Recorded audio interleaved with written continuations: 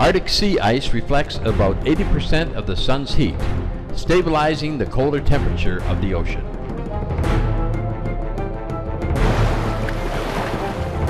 Based on the latest satellite data cited in a December 2007 article, National Aeronautics and Space Administration climate scientist Jay Zwally predicts that nearly all the ice could be gone from the Arctic Ocean by the end of summer 2012.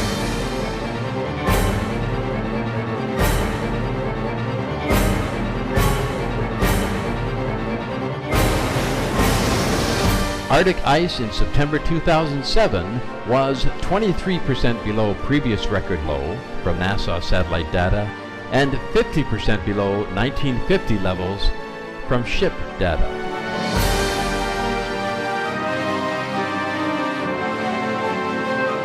Other records surpassed. Greenland surface ice loss is now 400% greater than 15 years ago. Surface temperatures in the Arctic are the highest in 77 years of record keeping.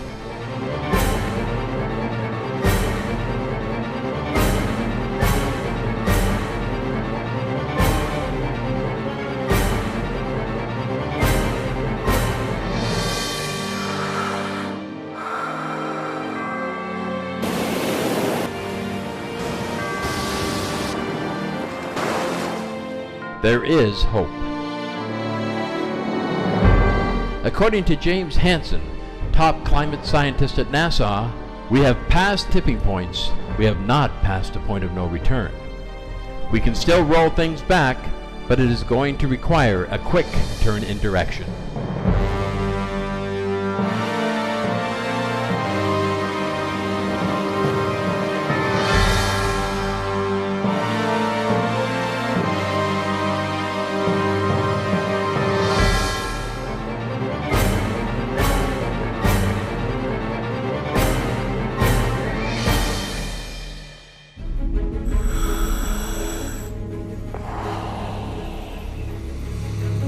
Dr. Gerald Dickens, Associate Professor of Earth Science at the prestigious Rice University located in Texas, USA, and Editor-in-Chief of the American Geophysical Union's Paleoceanography Journal, stated in an interview with Supreme Master Television. But it turns out that most of the carbon, about 93% of it, is in the ocean, not trees or in the atmosphere.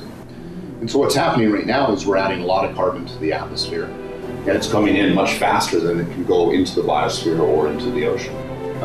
So that's why the CO2 is going up very, very quickly. According to U.S. University of California Davis's newspaper, the California Aggie, published on March 4th, 2008, U.S. professor says methane from Arctic lakes adds to global warming. In a talk presented at the University of California at Davis, Dr. Katie Walter, a professor of limnology and environmental research at the University of Alaska, stated that methane bubbling up from Arctic lakes is now being released into the atmosphere. This is due to melting of the lake's permafrost layers resulting from climate change. According to Dr. Walter, who has personally conducted Arctic lake research in areas such as Siberia, this phenomena causes further global warming because methane fuels its own production by melting even more permafrost layers once released.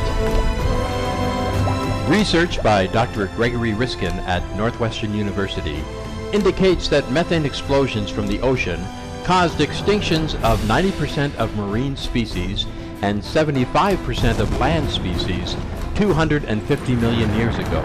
In his report, Methane-Driven Oceanic Eruptions and Mass Extinctions, he explains how methane gas, which had been trapped in the stagnant waters, was released, leading to the die-off of most marine and land life. Dr. Riskin states, if it happened once, it could happen again.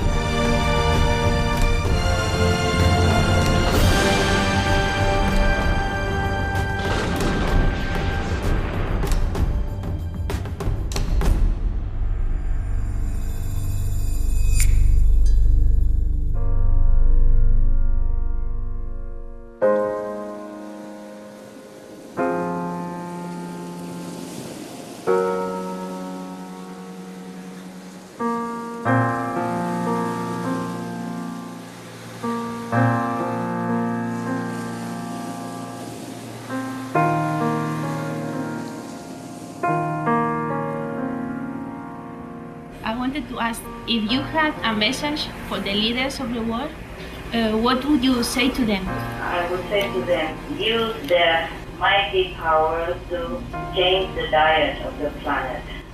Adopt immediately new technology, sustainable energy, and set an example by themselves by becoming a vegetarian or vegan. Use their mighty power, use their example to set a new diet for the planet, the vegetarian diet. Yes, thank you, Master. They first have to be vegetarian, and then they use their power, truly. They could do that by forbidding meat as well, by citing all the harm that meat would do to humans and the planet. Forbid meat eating, just like forbid smoking cigarettes and drugs. There's also another kind of harmful drug.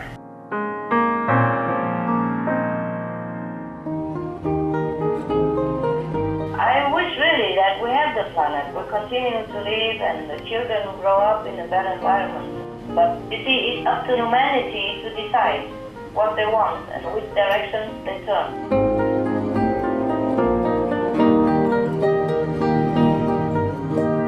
Must have, since stock breeding is the major cause of greenhouse gas, it looks like vegetarianism would be a solution, but do you think it would be enough? No, I don't say just vegetarian, Technology has to change. We have veggies, we have sustainable energy, we have hybrid cars, we have planting trees, we have prayer, remember? Vegetarianism is for a long-term benefit, to lessen the karma, to touch the mercy of heaven.